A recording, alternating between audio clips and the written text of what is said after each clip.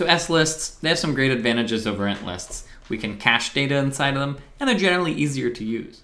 We'll see now that there's another cool advantage we can confer to them, which is to allow ourselves to represent the empty list. That is, sometimes when you make lists, you don't have anything you want to put in it yet, so it's natural to be able to instantiate an empty list. So let's modify our code, and we'll start with a constructor to get a sense of what that really means. So this constructor, the goal is, creates an empty S-list. So that means I need to set my instance variables here to represent an empty list. It seems natural to say the size is 0, but what about first? What should first be? Well, rather than making a new int node, one possibility is to simply say that first is null, right? There's nothing there. And in that way, when we create a new S-list, okay, well, new S-list, don't put anything in there at all. This should be an empty S-list. We put 10 at the front, 5 at the front, and 20 at the back. We try running this, and it prints out l.size, and we get 3, which seems good. But who knows? Maybe there's some issue here lurking. So let's use the visualizer to make sure everything works. Okay, so we run this code, we step through a bit, and we see that after we've finished this line of code, we end up with an empty list. L points at this middleman data structure where the size is 0 and there's no actual list. Notice it doesn't point at anything. And by the time it's done, we end up with a data structure that looks nice. Now first points at a naked recursive list, the size is 3, all seems well.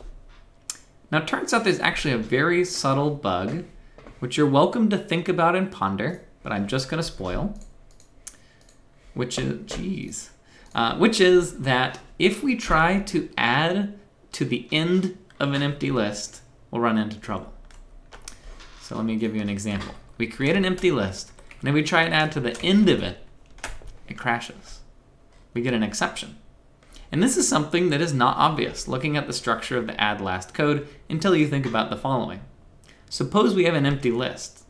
If first is null, well then p gets set equal to null, and then we say, well, p.next is not equal to null. Well, p is null. So you try to go to the nullth position, go to the next variable of null, and that causes a null pointer exception. You can't go to memory location null and try and get next. It doesn't make sense, okay?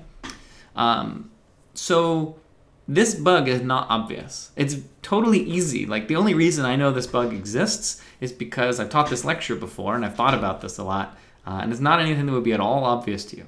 And in a later lecture, again, we'll talk about how to test your code in a more robust way, but here I'm just giving away that this bug exists. So your goal now, to make a long story short, is to fix this bug. Make it so that this code right here works. So I'll give you a chance to ponder this, to think about how you can change add last, and I'll spoil it in a moment. One possible solution, but not the only one, is to say, okay, well the problem occurs if first is equal to null. So I'll just say if first is equal to null, do something special. What should I do? Well, in that case, rather than changing the existing list, I have to actually create a new one. Because there's nothing there. I'll have x null, and then I don't want to do the rest, so I'll return. So this code here, if I run it, it works fine, right? I add to the end of the list, it is no longer crashing. And this fix, not that I've proven it to you, but it does work perfectly well. So that's one way to approach this problem, but it's a little ugly. Look at our add last method. I mean, it's just getting a little bloated. So what I'm going to do next is going to describe an alternate strategy that I think is better.